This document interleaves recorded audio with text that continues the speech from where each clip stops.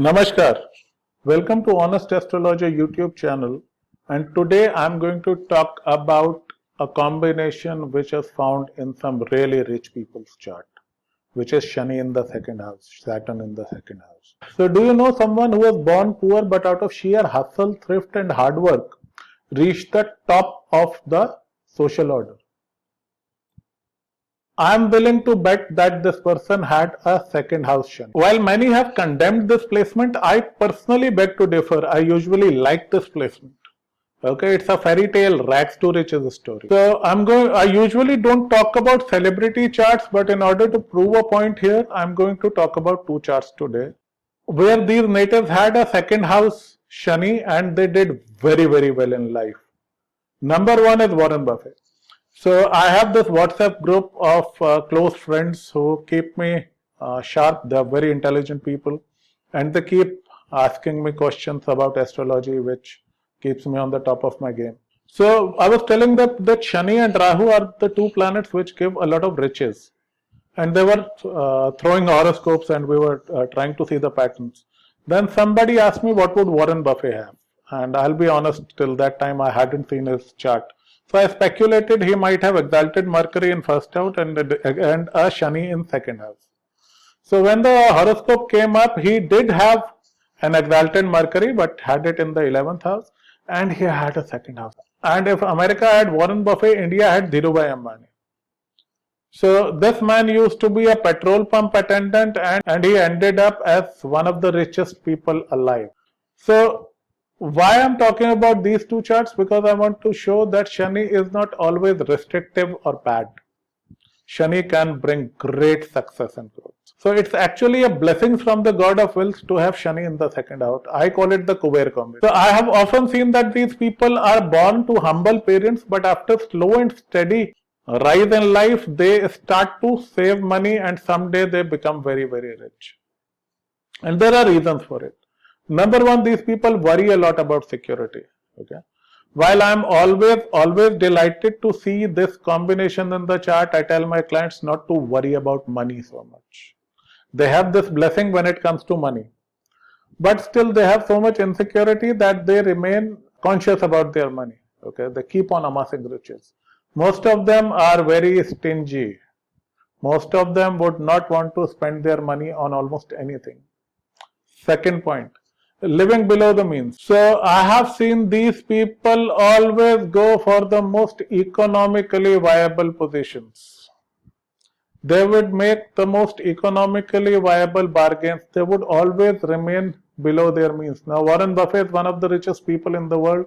He lives very frugally and eats at McDonald's. So wasting money is not the favorite time pass for these people. Then they are very, very insecure. Somehow they feel that the lack of money is the root of all evil, and I agree. But these people are willing to sell their soul for money. Remember, you would always be willing to sell your soul for the house of Shani. That's the problem with Shani. So these people can be very cunning and can do almost anything for a pile of money. Right from getting married to a rich person to keeping their children in a very low-key lifestyle when they can afford a much better one. So I know people who have loaned money to their own children and they charge interest. That's second house. Another thing which I have seen is that they have a tough childhood. Now they have a certain ruthlessness and stinginess to them that can only come to a person with a difficult childhood. They had seen so much lack of money that one day when they get overwhelmed, they vow to become a rich person, no matter what the cost. And they pay that cost through any means.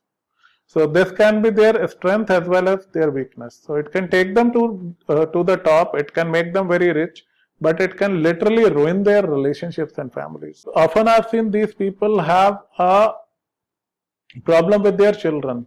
They want to run a very tight household. They want to save every penny. But their children haven't gone through that kind of a difficult childhood. So they question, they're like, if we can afford it, why not spend? But these people will not allow their children to throw money away, no matter what. So, their children often resent this make it do or do without it attitude. They resent it when a father can, afford a bigger car, a bigger house, a more fancy cell phone or a laptop. They just wouldn't allow their children to spend that money. So, it's always a good idea to reach a middle ground where children appreciate the hard work and hustle that the father has put in order to bring them to this point. And fathers should learn to relax a little with their children, the mothers especially, with this combination. So don't be so ruthless with the children. You should be happy that you have given them a good life. Then I've seen that these people are compulsive slavers. They have this obsession for money, saving for a rainy day.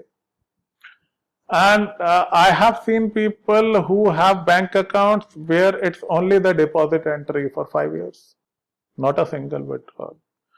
And they would say, okay, what would happen in my old age if I don't save money? And despite being so rich. Another thing which I've seen is that they have a very harsh speech. Now, second house is the house of Vani, is the house of your voice. So Shani is not a very friendly planet. He is no Venus. He is no Jupiter. So Shani is a blunt planet which is loaded with facts and bitter truths. These people are masters of telling the bitter truth to everyone. सबको पकड़ पकड़ के कड़वी सच्चाइयां सुनाते हैं. Shani in first, Shani in second, they do that. And I have often advised these people to tell the truth, but in a less hurtful manner. And especially Shani in second can lie and cheat whenever it suits them. They can lie to the teeth in order to save money. Like I said, they should not sell their soul for money. One advice I have for the natives is that they learn to share their wealth with the less fortunate. They feel if I give, it is going to reduce. But can you take that money with you? No. The best way to take that money with you is to give a portion of that money at least. And that will make them generous and kind. You can't take your money beyond this body, but good karma can be deposited in your celestial bank account. Ill-gotten wealth, it will serve you for a few years, but after that, people would suffer. So they should not sell their soul for money. Money would come to them. Okay, even if they relax a little, even if they do all the right things. They are almost always born poor and they die very rich. So it's a part of their destiny. They are children of destiny. So they should not sell their soul for money.